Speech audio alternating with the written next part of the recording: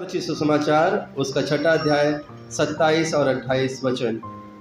परंतु मैं तुम सुनने वालों से कहता हूँ कि अपने शत्रुओं से प्रेम रखो, जो तुमसे बैर करें उनका भला करो, जो तुम्हें श्राप दें उनको आशीष दो, जो तुम्हारा अपमान करें उनके लिए प्रार्थना करो। परमेश्वर अपने वचन के पढ़े और सुने जाने पर हम सबको आशीष दे।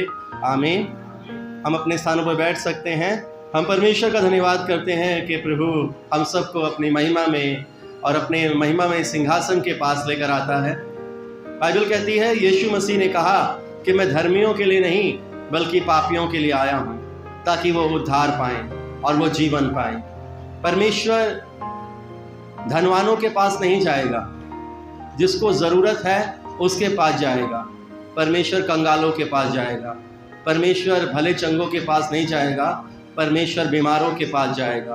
परमेश्वर धर्मियों के पास नहीं जाएगा, परमेश्वर पापियों के पास जाएगा, ताकि जिन्हें ज़रूरत है उनकी ज़रूरतें पूरी हो सकें। तो परमेश्वर का हम धन्यवाद करते हैं। परमेश्वर हमें सुंदर अवसर प्रदान करता है कि हम उसकी महिमा में, उसकी आराधना में शामिल हो सकें। हम पिछले सप्ताह से ऑनलाइन प्रार्थना में लगातार एक ही विषय पर बात कर रहे हैं, और वो विषय है, क्या विषय है? प्रार्थना का विषय है। हम लगातार प्रार्थना के विषय पर बात कर रहे हैं। प्रार्थना हमारे जीवन के लिए कितनी इम्पॉर्टेंट है। जैसे कि मैं बता भी रहा था, जब हम ऑनलाइन में बात कर रहे थे तो मैं बता भी रहा था कि इस मिनिस्ट्री का नाम भी प्रेयर टाइम मिनिस्ट्री ही परमेश्वर ने दिया है। प्रेयर टाइम मिनिस्ट्री मतलब प्रार्थना का समय। मैं हमेशा एक बात आपसे कहता हूँ कि दुष्ट आपको कभी भी प्रार्थना में नहीं जाने देगा। जैसे कि मैं जब लास्ट फ्राइडे था तब भी मैं इस बात को बता रहा था ऑनलाइन के अंदर कि वो कभी भी आपको दुआ में नहीं जाने देगा, प्रार्थना में नहीं जाने देगा। अगर आप बड़े कोशिश करके और बड़ी हिम्मत करके प्रार्थना का समय नियुक्त करते हैं तो आप पहले दिन तो उस समय पर प्रार्थना करेंगे और सबसे कहेंगे भी कि मैंने प्रार्थना करनी शुरू कर दी है, मैंने प्रार्थना का समय बना लिया है। लेकिन नेक्स्ट डे आपको उसके लिए बड़ी मेहनत करनी पड़ेगी कि आप उस समय में प्रार्थना में आ पाएँ, क्योंकि वो आपको कामों में उलझाएगा। वो दुष्ट आपको फंसाएगा, किसी ना किसी काम में लगाएगा। चाहे टंकी खराब हो गई, पानी नहीं आ रहा, लाइट अचानक से चली गई, या फिर कोई फ़ोन आ गया, या फिर आपके बॉस का फ़ोन आ गया जहां पर आप काम करते हो, या कोई पड़ोसी आ गया, या कोई रिश्तेदार आ गया। कुछ भी कि आप नियुक्त समय पर प्रार्थना में ना हो या फिर प्रार्थना में आओ ही नहीं। दो चीज़ें हैं, या तो आप नियुक्त समय पर, बाइबल कहती है कि जब वहाँ पर वो कोढ़ी उस सुलेमान के ओसारे पर बैठा हुआ था तो नियुक्त समय पर परमेश्वर का दूत वहाँ पर उतरता था, और जो पहले जाकर उसमें स्नान करता था वो क्या होता था? चंगा हो जाया करता था। परमेश्वर ने हर बात का समय बनाया है, और इसीलिए प्रार्थना का समय भी है। जब हम देखते हैं, जब दानियल वहाँ पर उस बेबीलोन के साम्राज्य में था और वहाँ के राजा ने एक वहाँ पर फरमान निकाला कि वहाँ पर उस मूर्ति को दंडवत करना है, लेकिन आप देखिए दानियल ने उसकी नहीं सुनी, बल्कि क्या किया? अपने उस स्थान पर आया और खिड़की की तरफ जाकर नियुक्त समय पर, जो समय निर्धारित किया है उसने प्रार्थना का, उस समय में जाकर उसने क्या की? यरूशलेम की तरफ जाकर उसने प्रार्थना करी। यरूशलेम की तरफ उसने अपने सर को झुकाकर, घुटनों को टिकाकर प्रार्थना करी। हम लगातार इस समय बने हुए हैं, क्योंकि आज जो सबसे हमारा ताकतवर हथियार है प्रार्थना का, वो दुष्ट कभी भी नहीं चाहेगा कि हम संगति करें, हम प्रार्थना करें, हम प्रभु की महिमा में आएं। कभी भी नहीं चाहेगा। वो हमें किसी ना किसी काम में उलझाने की कोशिश करेगा। और अगर आपने सब चीज़ों को करके भी आपने बड़ी लड़ाई लड़ी, आपने मन से लड़ाई लड़ी, आपने हिम्मत करी कि मैं प्रार्थना में जाऊंगा या मैं प्रार्थना में जाऊंगी, तो देखिए घर में लड़ाई झगड़े भी उसने करवा दिए। अचानक से कुछ ऐसी बात कर दी गई कि फिर क्या हुआ? फिर वो उसका मुंह उधर और उसका मुंह उधर हो गया, और फिर इतना अंदर इतना मन विचलित हो गया कि हम प्रभु के पास कैसे जाएं प्रार्थना करने के लिए, जबकि मन स्थिर ही नहीं है। ये दुष्ट के हथियार हैं जो वो लगातार हमारे जीवन में लगातार इस्तेमाल कर रहा है, और एक ही कारण है कि हम प्रार्थना में नहीं जाएं। क्योंकि जब हम प्रार्थना में जाते हैं तो हमारा संबंध परमेश्वर के साथ बन जाता है। उस समय आप देखिए, आप बात किससे कर रहे होते हैं? प्रार्थना में बात आप परमेश्वर से कर रहे होते हैं। आप निवेदन किससे कर रहे होते हैं? अपने उस महाराजा, राजाओं के राजा और प्रभु के प्रभु से निवेदन कर रहे होते हैं। आपकी एक कनेक्टिविटी बन जाती है, आपका एक कम्युनिकेशन बन जाता है, आपका एक रिश्ता बन जाता है, और यही रिश्ता दुष्ट नहीं बनने देगा, क्योंकि उसे पता है कि अगर हमारा रिश्ता परमेश्वर के साथ बन गया तो परमेश्वर हमें वापस वाटिका में ले जाएगा, वापस उस स्थान में ले जाएगा जहां पर आनंद है, जहां पर खुशियां हैं, जहां पर तनाव नहीं है, जहां पर डिप्रेशन नहीं है, जहां पर दुख और पीड़ाएं नहीं हैं, जहां पर झगड़े नहीं हैं। और यही कारण है कि वो आपको निर्धारित समय पर या फिर किसी ऐसे समय पर जो आपने नियुक्त किया है, आपको प्रार्थना में नहीं जाने देगा, आपको समय पर प्रार्थना नहीं करने देगा। देखिए 3 टाइम कितना इंपॉर्टेंट है। आप सुबह ब्रेकफास्ट करते हैं, आप दोपहर को लंच करते हैं, और आप शाम को डिनर करते हैं। ये शारीरिक भोजन है जो हमारी किसकी उन्नति के लिए है? हमारी देह की उन्नति के लिए है। लेकिन आप आत्मा की उन्नति के लिए क्या कर रहे हैं? क्या 3 टाइम भोजन कर रहे हैं? क्या सुबह आप परमेश्वर से प्रार्थना करते हैं, उठते ही उसके सामने घुटने टेकते हैं? क्या आप दोपहर को क्या उसके सम्मुख घुटने टेकते हैं, या फिर 2 मिनट का समय निकालकर आप प्रार्थना करते हैं कि जैसे मैंने शारीरिक भोजन लिया है वैसे मैं आत्मिक भोजन भी लेने पाऊं और अपने परमेश्वर से रिश्ता कायम करने पाऊं? क्या आप शाम को अपने प्रभु के सम्मुख आते हैं? क्या प्रार्थना करते हैं? क्या अपने घुटने टेकते हैं? क्या उसके साथ एक रिश्ता बनाते हैं? ये बहुत अहमियत रखता है। एक समय बहुत इंपॉर्टेंट है। आप समय पर हर चीज करते हैं, लेकिन जब आप देखिए कोई डॉक्टर कहता है, आपको डाइटिशियन कहता है कि आपको डाइट करनी है तो आपको समय पर भोजन करना है। 6 बजे भोजन कर लेना, 6 बजे खाना खा लेना, सुबह इतने बजे ब्रेकफास्ट कर लेना, लंच इतने बजे कर लेना। इससे क्या होगी? आपकी बॉडी जो है वो बॉडी सही तरीके से काम करना शुरू करेगी।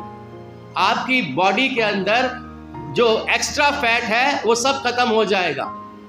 लेकिन हम उसके लिए तो बड़ा पंचुअल हो जाते हैं, समय से करना है, चार्ट तैयार कर लेते हैं, लिख कर रख लेते हैं, लेकिन कभी भी अपने आत्मिक जीवन को सुधारने के लिए जो हमारे जीवन में एक नई आशा देगा, एक नई उमंग देगा, हमारे सारे कष्टों से दूर करेगा, हमारे जीवन को बिल्कुल पेन लेस कर देगा, हमारे जीवन में खुशियां और आनंद देगा, हम उसकी तरफ अपना ध्यान नहीं लगाते हैं।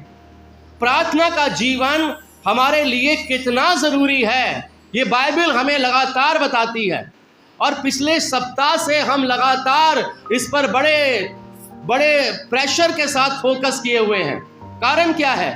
क्योंकि आज सबसे ज़्यादा जो वो काम कर रहा है वो हमारे प्रार्थना के जीवन को ख़राब करने की कोशिश कर रहा है। वो हमें कहीं ना कहीं उलझाने की कोशिश कर रहा है, कहीं ना कहीं हमें फंसाने की कोशिश कर रहा है। परमेश्वर आज इस वचन में हमसे बात कर रहा है मेरी सुनो, और इन सप्ताह में हमने जो जाना है वो यही जाना है कि अगर हमारा जीवन प्रार्थना का जीवन होगा, अगर हमारा जीवन प्रार्थना का जीवन हो जाए तो सब कुछ बदल जाएगा, सब कुछ चेंज हो जाएगा, सब कुछ नया हो जाएगा, और हमारे जीवन में परमेश्वर की इच्छा पूरी हो जाएगी। क्यों? क्योंकि हम जब परमेश्वर के सम्मुख होंगे, बहुत सारी चीज़ों पर लगातार हम फोकस कर रहे हैं। हमने पिछले सप्ताह ये जाना कि हम प्रार्थना में घुटने क्यों टेकते हैं, इसके बारे में हमने जाना। हमने ये जाना कि प्रार्थना कितनी प्रभावशाली होती है और कितनी पावरफुल होती है। हमने ये जाना कि कैसे एलिया ने वहाँ पर प्रार्थना की और 3.5 साल तक बारिश नहीं हुई। हमने ये जाना कि 3.5 साल तक के बाद जब उसने दोबारा प्रार्थना की तो क्या हुआ? मेह बरसा, बारिश हुई। प्रार्थना में कितनी सामर्थ है! ये सबसे मजबूत हथियार है हमारा। हमें कुछ नहीं करना, हमें सिर्फ प्रार्थना में आना है, बाकी परमेश्वर अपने आप करेगा।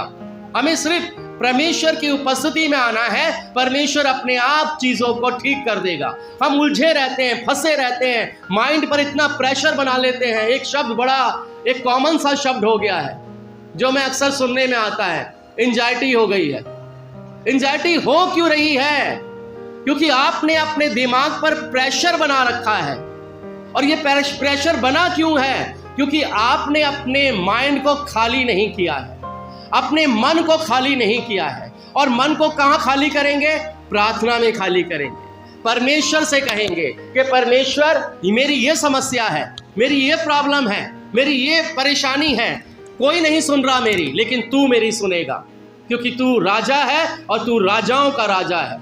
और जब हम उसके सम्मुख घुटने टेकते हैं, हमने जाना था वहां पर कि घुटने क्यों टेके जाते हैं। जैसे कि प्राचीन काल में जब राजाओं के सामने कोई व्यक्ति अपने निवेदन लेकर वहां पर आता था, तो हमने वहां पर देखा, जब हमने जाना पिछले सप्ताह में, कि जब वो राजा के पास आता था तो राजा के पास कभी भी आंखें मिलाकर नहीं आता था, आंखें झुकाकर आता था, सर झुकाकर आता था।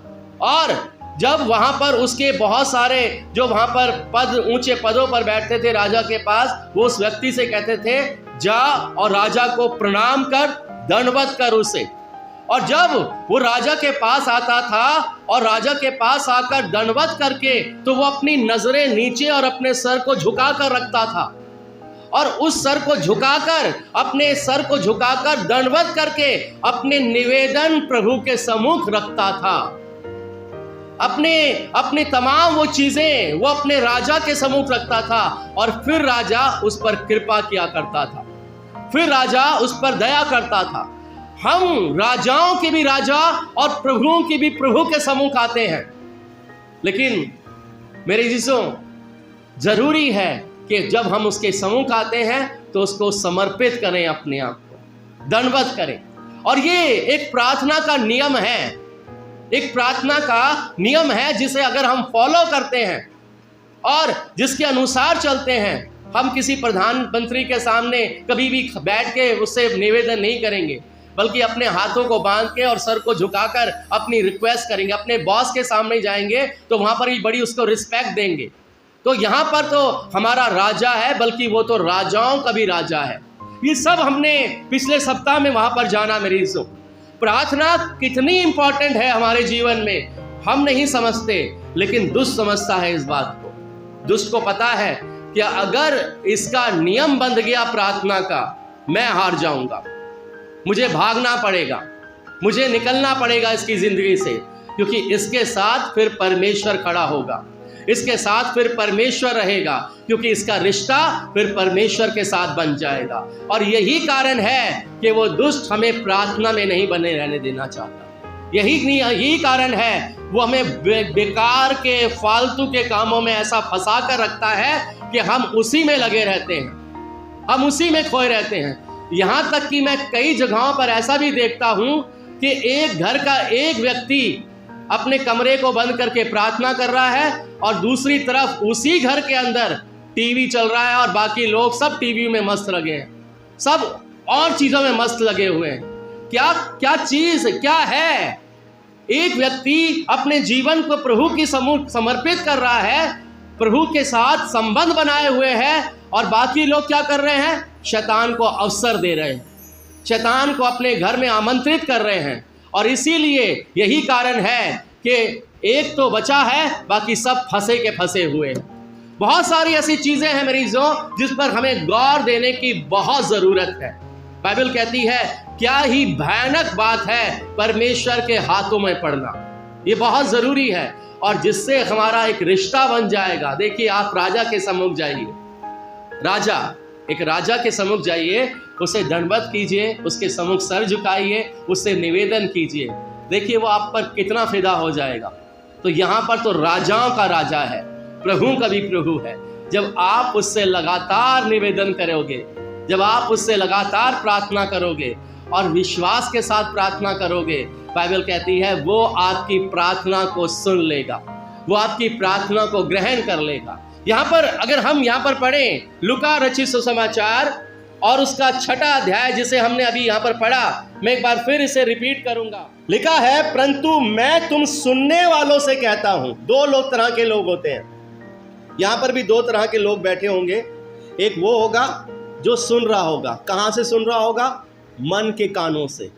एक शारीरिक कानों से सुन रहा है, बाहर जाकर सब गायब हो जाएगा।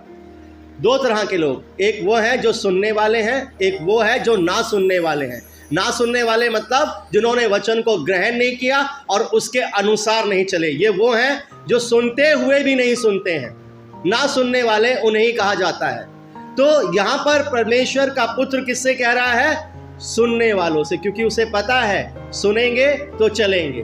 परमेश्वर भी उनके साथ बना रहता है जो उसकी आज्ञाओं पर बने रहते हैं, जो उसकी मर्जी के अनुसार चलते हैं, और उसे पता है कि उसे उसी को कहना है जो सुनेगा। और इसीलिए यहाँ पर बाइबल यहाँ भी अभी ये भी बताती है कि मूर्ख के सामने मत बोलना, क्योंकि वो तेरे बुद्धि के वचनों को क्या समझेगा? तुझ जानेगा। तू बोलता रहे, तू समझाता रहे, उसने करने तो अपने मन की है। जैसे उसका मन चाहेगा वैसा ही वो मूर्ख करेगा। क्यों? क्योंकि वो आपकी बातों को ग्रहण नहीं करेगा, बल्कि वो अपनी ही इच्छा के अनुसार चलेगा। इसलिए प्रभु यीशु मसीह उन्हीं से बात कर रहे हैं जो क्या है? जो सुनते हैं और उस पर क्या करते हैं? उस पर चलते हैं। यहाँ पर बाइबल कहती है, परंतु मैं तुम सुनने वालों से कहता हूं कि अपने शत्रुओं से क्या रखो? कोई रख सकता है प्रेम? कहने की बात है, कैसे रख सकते हैं प्रेम? वो तो मेरा बुरा करता रहे, वो तो मुझे गालियां देता रहे, वो तो मेरे बारे में बुरा बोलता रहे और मैं उससे प्रेम करूं। बाइबल में लिखा है, जैसे कि हम इसे अगर थोड़ा सा और आगे पढ़े 29वें वचन में, तो लिखा है, जो तेरे गाल पर एक थप्पड़ मारे तो उसको दूसरा भी फेर दे। फेरने का मतलब है अपने आप को नम्र बना ले, गाल को आगे नहीं करना है। अपने उस आत्मिक जीवन को जो परमेश्वर ने आपको दिया है, उसको उसकी एक पहचान बनाकर उसके सम्मुख लेकर आना है कि मेरे परमेश्वर ने मुझसे ऐसा नहीं कहा। मेरे परमेश्वर ने क्या कहा है? मेरे परमेश्वर ने कहा है अपने शत्रुओं से क्या रखो? प्रेम रखो, और जो तुमसे बैर करें उसका क्या करो? भला करो। कितना कठिन वचन था उस समय में और आज भी है। उस समय में भी था और आज भी है। कैसे कर ले हम? क्यों? क्योंकि हमारा जीवन जैसे प्रभु का जीवन है वैसा नहीं है। हम अपनी मर्जी पर चल रहे हैं, हम परमेश्वर की मर्जी पर नहीं चल रहे हैं। और इसीलिए बाइबल कहती है, जो तुमसे बैर करे उसका भला करो, जो तुम्हें श्राप दे उसे क्या दो? क्या करते हैं हम ऐसा? बाइबल क्या कह रही है? जो तुम्हें श्राप दे उनको आशीष दो, और जो तुम्हारा अपमान करें, जो तुम्हें बुरा कहें, उसके लिए क्या करो? प्रार्थना करो। ये सबसे इंपॉर्टेंट है। जो तुम्हारा क्या करें? जो तुम्हें बुरा कहें उसके लिए क्या करो? हम क्या करेंगे? बुरा कहेगा ना हमें, जो हमारा अपमान करेगा, हमारा पहला शब्द होगा, उसकी हिम्मत कैसे हो गई मुझे बुरा कहने की? है? उसकी हिम्मत कैसे हो गई मुझे बुरा कहने की? या वो अपने आप को समझता क्या है, या अपने आप को समझती क्या है? हम कम हैं क्या? हमारे अंदर ऐसे शब्द अपने आप आएंगे जुबान पर, क्योंकि बाइबल कहती है जो मन में है वो कहां पर आएगा? मुंह पर आएगा, है ना?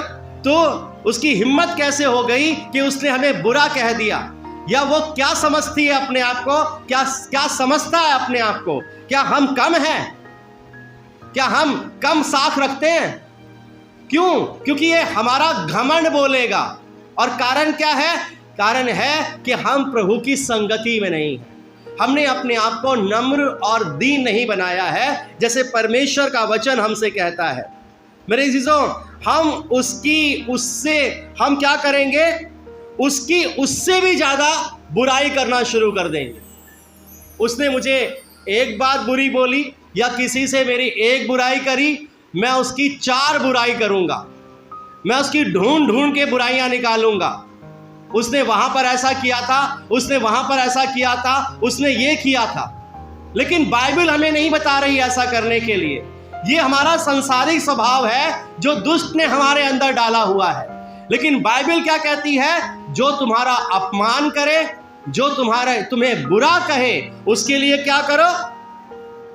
उसके लिए प्रार्थना करो, जिससे क्या हो जाए? जिससे उसका मन बदल जाए। मन का बदलने वाला कौन है? हम चाहे कितना किसको समझा लें, गुस्से में समझा लें, प्यार से समझा लें, किसी भी तरह से समझा लें, लड़ झगड़ के समझा लें, लेकिन वो नहीं समझेगा। क्यों? क्योंकि वो अपने घमंड में है, वो संसारिक घमंड में है। वो अपने आप को ज्यादा समझता है कि मेरे को कह दिया, मेरे को समझा दिया, पहले खुद तो समझ लो। ये शब्द पलट के हमारे पास आएंगे मेरी इज्जत। लेकिन हमें क्या करना है उस समय? हमें अपने कमरे में जाना है। बाइबल में यीशु मसीह ने कहा कि अपनी कोठरी में जा, अपने द्वार को बंद कर और क्या कर? प्रार्थना कर। परमेश्वर को बक बक करने वाला अच्छा नहीं लगता, परमेश्वर को कुड़कुड़ाने वाला अच्छा नहीं लगता। परमेश्वर को अच्छा लगता है कि जब हम उसके सम्मुख घुटने टेक कर प्रार्थना करें। उनके लिए प्रार्थना करें जो हमारे सताने वाले हैं, उनके लिए प्रार्थना करें जो हमारा अपमान कर रहे हैं, उनके लिए प्रार्थना करें जो हमें लज्जित करते हैं और जो हमारे बैरी बन गए हैं। क्या जाने परमेश्वर उनके मन को बदल दे और वो हमसे भी ज़्यादा स्तुति और महिमा कर रहे हो, हमसे ज़्यादा प्रार्थना का जीवन उनका हो जाए, उनके अंदर पवित्र आत्मा काम करने लग जाए, वो हमसे ज़्यादा प्रभु की महिमा करने लग जाए। सिर्फ किसके द्वारा? प्रार्थना के द्वारा। हमारी प्रार्थना में बड़ी सामर्थ है। बाइबल कहती है हमारे शब्दों में बड़ी सामर्थ है, लेकिन हम उस शब्द से दूसरों को कोसते हैं, दूसरों की बुराई करते हैं, दूसरों पर दोष लगाते हैं, दूसरों को निकम्मा समझते हैं, दूसरों को नीचा समझते हैं। उसी शब्दों के द्वारा हम दूसरों को गालियां देते हैं, अपने बच्चों को गालियां देते हैं, अपने बच्चों को ऐसी गालियां देते हैं जो हमें ही लग जाती है। सही बता रहा हूं। एक हमारे पड़ोस में रहा करते थे। हमारे पड़ोस में जब वो अपने बच्चों को गालियां देते थे तो क्या कहते थे? गधे के बच्चे, सुअर के बच्चे। अब क्या शब्द का प्रयोग कर रहे हैं? आप कैसे शब्दों को निकाल रहे हैं? क्या कारण है? क्योंकि ये हमारे अंदर से निकल रहे हैं। लेकिन जब आपका जीवन प्रार्थना का जीवन होगा तो आपके अंदर सही शब्द काम करेंगे और सामने वाला आपकी प्रार्थना के द्वारा अपने जीवन को बदल लेगा। क्योंकि जीवन के बदलने वाले हम नहीं हैं, जीवन को बदलने वाला कौन है? परमेश्वर है। जीवन को बदलने वाला परमेश्वर। हम कितना भी क्रोध कर लें, कितने भी लड़ झगड़ लें, लेकिन सामने वाला नहीं बदलेगा। लेकिन जिस समय हम प्रार्थना करेंगे, इसलिए वो कहता है, यहां पर लिखा है कि जो तुम्हारा अपमान करे, जो तुम्हारा क्या करे? अपमान करे, उनके लिए क्या करना है? प्रार्थना। आज से हमें क्या करना शुरू करना है? प्रार्थना के अंदर बड़ी पावर है। मैं आपको फिर कहना चाहता हूं, दुष्ट आपको कुछ भी करने से नहीं रोकेगा। आप जैसा कर रहे हो उसे अच्छा लगता रहेगा। आपको लगेगा ये परमेश्वर, तूने तो मेरी आवश्यकता को पूरा कर दिया, तूने तो मेरी ज़रूरतों को पूरा कर दिया। आप संसार में जी रहे हो, संसारिक कामों में जी रहे हो। क्या संसार में जीने वाला, संसारिक कामों में फंसे रहने वाला, बुराई करने वाला, चुगली करने वाला, निंदा करने वाला, घमंड करने वाले को परमेश्वर आशीष देगा? परमेश्वर बरकत देगा? तो यह आशीष आई कहां से? ये आशीष आपके पास से दुष्ट की तरफ से आई है। वो कहता है यीशु मसीह को ऊंचाइयों पर ले जाकर और सारे जगत का वैभव दिखाकर, और क्या कहता है कि तू मुझकर झुककर दंडवत कर और ये मैं सब कुछ तुझे दे दूंगा। हम उसे दंडवत कर रहे होते हैं, हम उसे ही महिमा दे रहे होते हैं अपने कामों के द्वारा। और वो हमें परमेश्वर से दूर रखने की पूरी कोशिश में सफल होता है, क्योंकि हमारा जीवन प्रार्थना का जीवन नहीं होता। और हमें लगता है परमेश्वर दे रहा है, क्या जरूरत है प्रार्थना करने की, क्या जरूरत है? कुछ ना कुछ चल रहा है जीवन में, देखते रहो, मस्त रहो, है ना, टाइम पास तो हो रहा है? बाहर डिप्रेशन है, चलो कुछ देख लेते हैं मन को शांति देने के लिए। अब तो बहुत सारी चीजें उसने हमारे जीवन के लिए रख दी है, जिसमें वो हमें फंसा कर रखता है। और हमें लगता है प्रभु आशीष दे जा रहा है, बैंक बैलेंस भरा हुआ है, सारी जरूरतें पूरी हो रही हैं, बढ़िया सा खाना खा रहे हैं, बढ़िया सा पहन रहे हैं। कहाँ से आ रहा है? आप देखिए, आपका जीवन प्रार्थना का जीवन नहीं है, इसका मतलब आपके जीवन में आशीष कहीं और से आ रही है।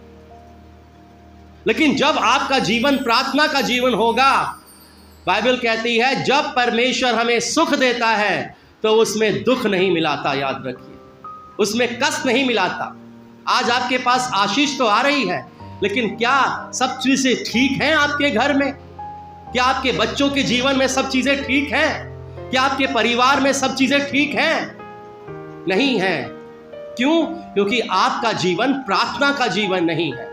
आपकी रिलेशनशिप परमेश्वर के साथ जैसे मजबूती के साथ होनी चाहिए वैसी नहीं है।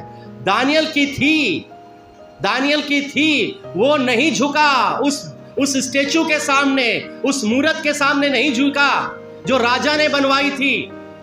उसने अपनी प्रार्थना वैसे ही जारी रखी जैसे जारी रखनी थी। वो 3 टाइम वैसे ही प्रार्थना करता रहा। लेकिन क्या हुआ? बाइबल बताती है राजा ने अपने रूल्स के मुताबिक उसे कहां बंद कर दिया, कहां डाल दिया? शेरों की मांद में डाल दिया। और जब वो शेरों की मांद में गया है, तो वहां पर उसने क्या किया? प्रार्थना करना नहीं छोड़ा उसने। वो भूखे शेरों की मांद में डाल दिया गया, उसने प्रार्थना करना नहीं छोड़ा। और जब राजा सुबह सुबह वहां पर आता है और आवाज लगाता है, हे दानियल, क्या तेरे परमेश्वर ने तुझे बचा लिया? तो कहता है राजा को, हाँ प्रभु, मेरे परमेश्वर ने अपने दूतों को भेजकर शेरों के मुंह को बंद कर दिया और मुझे बचा लिया। याद रखिए, आपकी प्रार्थनाएं काम कर रही हैं। परमेश्वर, बाइबल कहती है परमेश्वर बहरा नहीं हो गया जो सुन ना सके। जिसने कान दिए वो बहरा नहीं हो गया। दानियल को पता था मेरा परमेश्वर मुझे शेरों की मांद में भी, उन भूखे शेरों की मांद में भी बचाने में सामर्थी है। और परमेश्वर ने उसे बचा लिया, उसे छुड़ा लिया।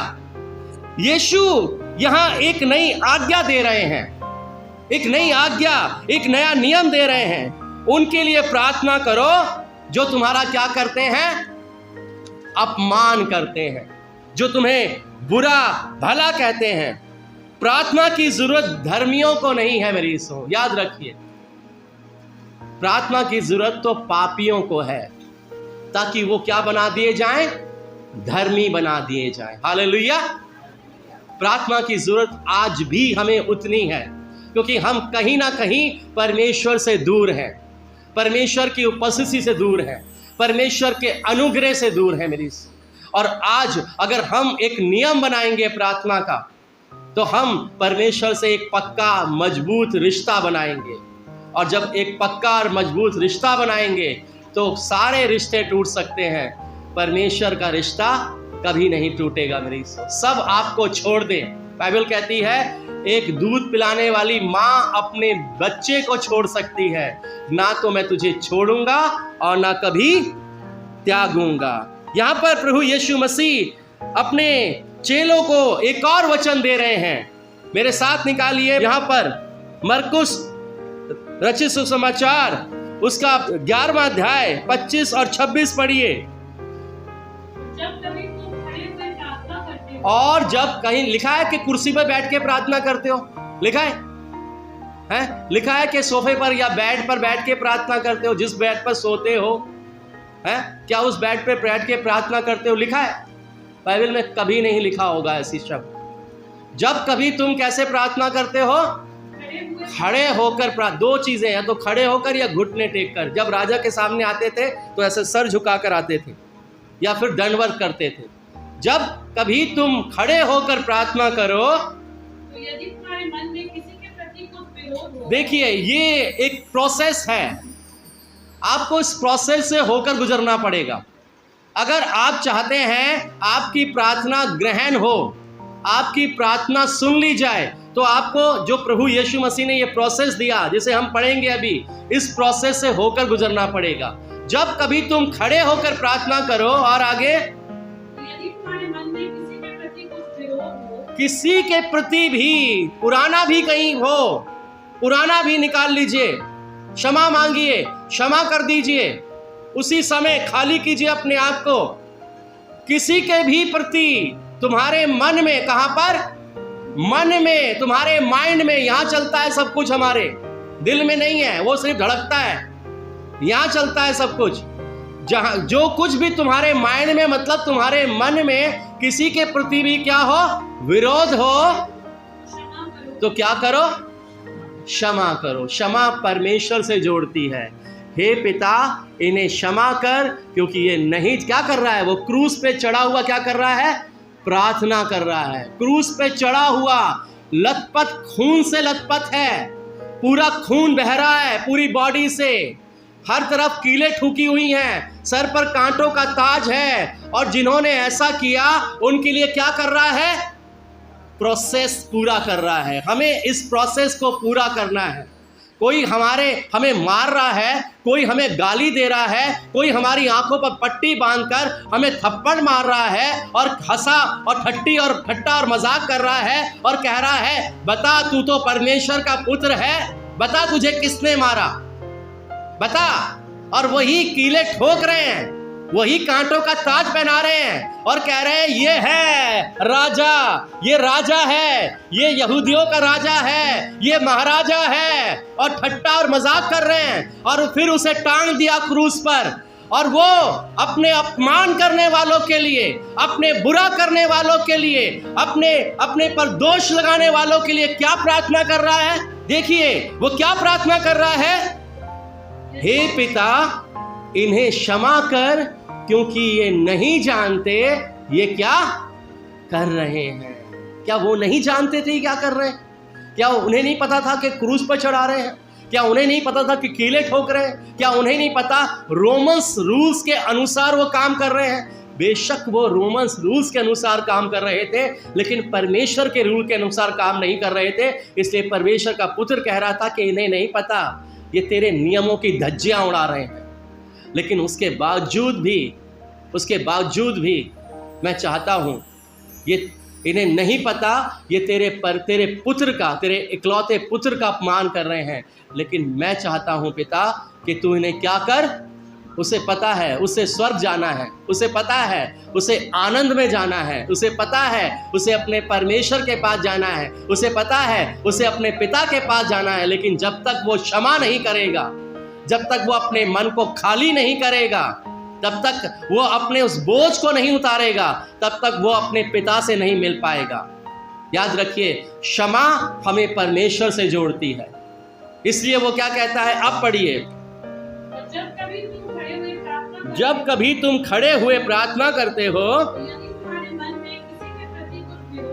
यदि तुम्हारे मन में किसी के प्रति भी विरोध हो, तो क्या करो? क्षमा कर दो उसी समय।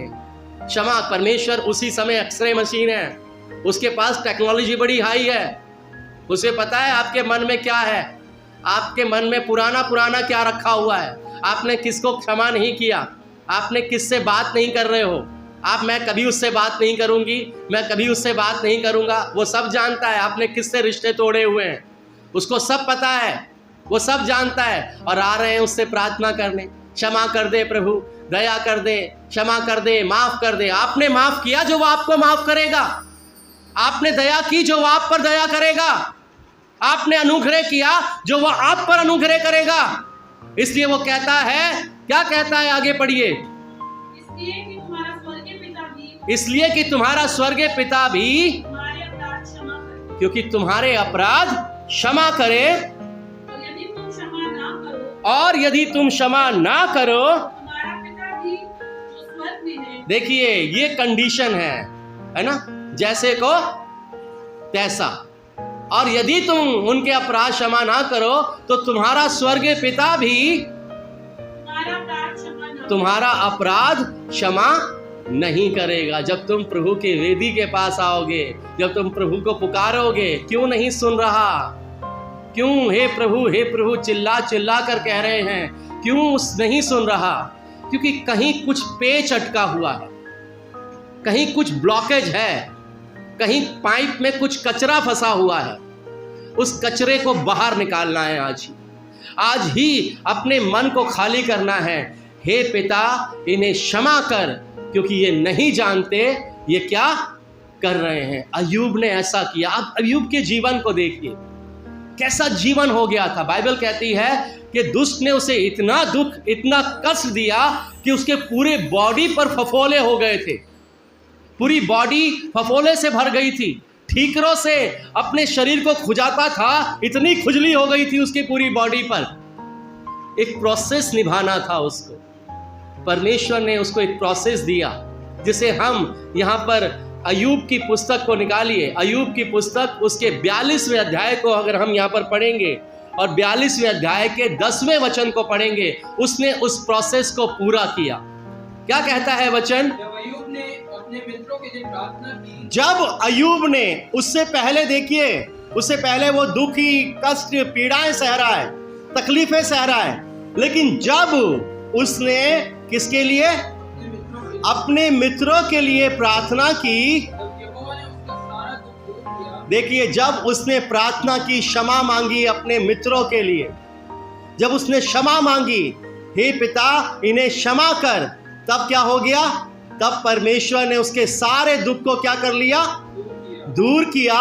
और जितना अय्यूब के पास पहले था, जितना अय्यूब के पास पहले था, उसका दुगना यहोवा ने उसे दे दिया। उसके दुगना यहोवा ने उसे दे दिया।